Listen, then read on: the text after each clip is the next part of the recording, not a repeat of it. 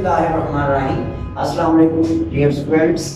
आज हमारा जो टॉपिक है वो ये है जी वावल इंडिकेशन। इंडिकेशन से क्या मुराद है? इंडिकेट होता है कहीं पे किसी को इशारा देना, किसी की चीज को वाज़ेह करके दिखा देना, इंडिकेशन कहलाता है। आज हमने क्या इंडिकेट करना है?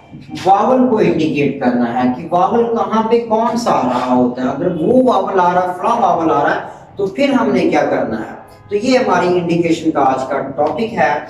विटमैन कहता है कि कुछ ऐसे वर्ड होते हैं जो एस से स्टार्ट होते हैं। एस से हमने काफी सारे पहले पढ़े हैं एस के टॉपिक में भी और उसके अलावा भी। जैसे वर्ड है सैक, SACK, सैक। आपको पता है एक वर्ड होता है सैक। हमें यहाँ पे ये वर्ड ऐसा वर्ड है जो डायरेक्ट एस से स्टार्ट हो रहा है, डायरेक्ट एस से। और हमने पहले भी जो एस के वर्ड पढ़े हैं वो भी ऐसे वर्ड थे, डायरेक्ट एस से स्टार्ट हो रहे होते थे। तो हम क्या करेंगे और क्या किया था हमने पहले?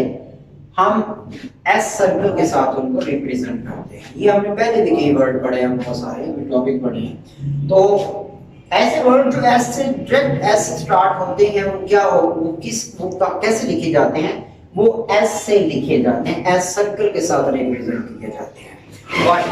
बट यही वर्ड अगर ASK आ जाए, अगर आप इस वर्ड को बज़ाहिर देखें या और इसका मुशाहदा करें, तो ये भी आपको इसमें कोई डिफरेंस बज़ाहिर या बहुत ही नुमाया डिफरेंस हमारे सामने नहीं है। क्या है जी? ये भी SK है और यहाँ पे भी SK ही था, जस्ट सिंपल आपके सामने ही उसको मौजूद है। लेकिन यहाँ पे S से डायरेक्ट एस से स्टार्ट हो रहा था वर्ड, लेकिन यहाँ पे एस से पहले एक वावल आ रहा है। This is called vowel indication. तो फिर हम क्या करेंगे? फिर मैं आपको थोड़ा सा इसको एलाबोरेट करता हूँ। कहता है कि ऐसे वर्ड जो एस से डायरेक्ट एस से स्टार्ट होते हैं वो एस सर्कल के साथ लिखे जाएंगे। वो चाहे कर्व स्ट्रोक के साथ आ रहा है या स्ट्रेट स्ट्रोक के साथ आ रहा है। मैं स्टार्ट पे बात कर रहा हूँ कि स्टार्ट पे अगर वर्ड क्या आ जाता है एस, और एस से पहले कोई वावल भी नहीं होता, कोई कॉन्सोनेंट भी नहीं होती, तो फिर हम क्या करते हैं? एस सर्कल से स्टार्ट करते हैं। बट अगर एस से पहले कोई वावल आ जाता है, एस स्टार्ट पे आ रहा है और उससे पहले कोई भी वावल आ जाता है, तो फिर हम क्या करेंगे? फिर सर्कल नहीं यूज करेंगे, फिर हम एस की पूरी कॉन्सोनेंट यूज करेंगे जो वो जो यहाँ पे यूज हो रही होगी। ठीक है जी। तो ये था वावल इंडिकेशन। और भी कई सारे वर्ड हैं, मैं आपके सामने एक दो वर्ड और लाजमी तौर पे रखूंगा आपकी। जैसे वर्ड है स्लीप, और एक वर्ड होता है एस्लीप। स्लीप आपके सामने है वर्ड, डायरेक्ट एस से स्टार्ट हो रहा है। हमने क्या किया? हमने इसको ये बना दिया।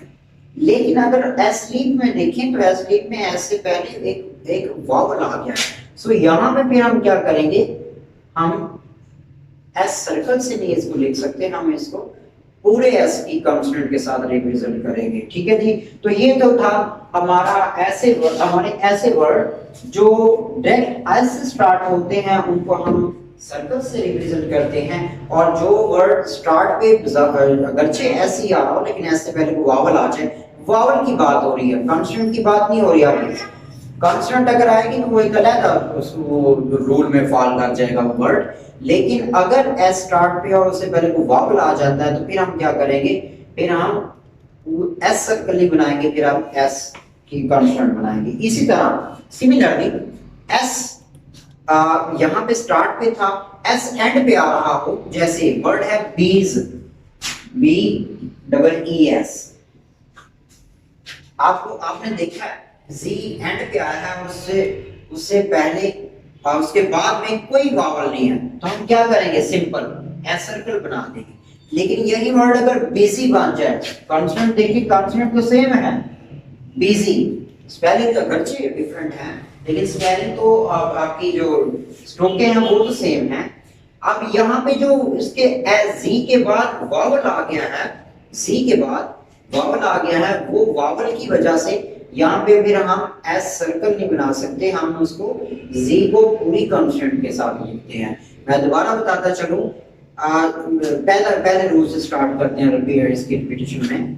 फिटमैन कहता है कि ऐसे वर्ड जो एस से डायरेक्ट एस से स्टार्ट हो रहे होते हैं, अक्सर एस सर्किल के साथ लिखा जाता है, लेकिन ऐसे वर्ड जो एस स्टार्ट पे हो और उससे पहले कोई वावल आ जाए तो हम एस की कांस्टेंट यूज करते हैं। सिमिलरली जी के बारे में कहता है कि अगर जी एंड पे आ रहा हो और उसके बाद में कोई वावल ना हो तो हम एस सर्कल ही बनाएंगे, लेकिन अगर उस जी एंड पे आ रहा है और उसके बाद वावल आ जाता है, कोई भी वावल आ जाता है, तो फिर हम क्या करते हैं, फिर हम जी की कांस्टेंट यूज करते हैं, ना कि उसके लिए सर्कल यूज करते हैं।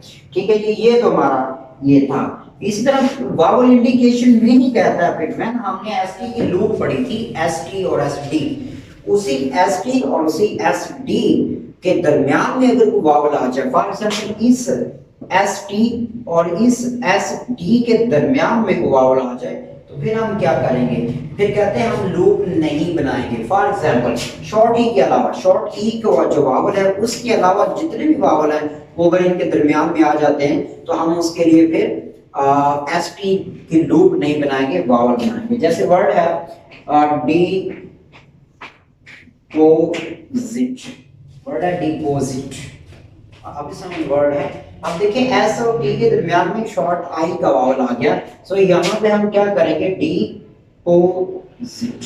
हम यहाँ पे इसका वावल एस टी की लूप नहीं मैंने बनाई, ये एस टी पूरा मैंने बनाया है।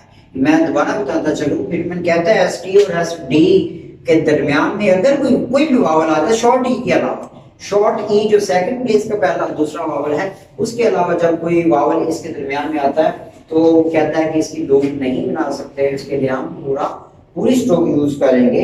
तो ये हमारी आज की इसके साथ थी। और इसके आगे वावल इंडिकेशन में कहता है कुछ ऐसे वर्ड है जिनकी एक स्ट्रोक से 3-4 वावल बनते हैं, वर्ड बनते हैं। जैसे फॉर एग्जांपल के तौर पे एक वर्ड मैं आपके सामने रखता हूं, जैसे वर्ड है सीज, सीज, ये भी एक सीज होता है, स्ट्रोक तो यही बनेगी ना, सीज, और एक सीज ये भी होता है, और एक सीज ये भी होता है, और एक सीज ये भी होता है। अब देखिए ये जो 4 हमारे वर्ड हैं, इसके लिए जो कांस्टेंट यूज होगी, जो स्ट्रोक यूज होगी इसकी कहना प्रॉपर, वो यही स्ट्रोक यूज होगी, ना कि इसके लिए अलग-अलग स्ट्रोक यूज होगी। तो इस तरह के वर्ड वो देता है कि एक ही कांस्टेंट से एक स्ट्रोक से 3-3, 4-4 वावल वर्ड भी बन सकते हैं। ठीक है जी, तो ये हमारा इसी तरह सॉरी आगे कुछ स्पेशल फ्रेजेस हैं। स्पेशल फ्रेजेस में बताता है कि कुछ शॉर्ट फॉर्म हैं जो हमने की हुई हैं, वो अगर कुछ मखसूस किस्म की सिचुएशन में आती हैं तो वो अपनी थोड़ी सी शेप चेंज कर देती हैं। फॉर एग्जांपल हमने मच के लिए पढ़ा था, मच के लिए ये शॉर्ट फॉर्म है, बाकी ch ये हमारी शॉर्ट फॉर्म है।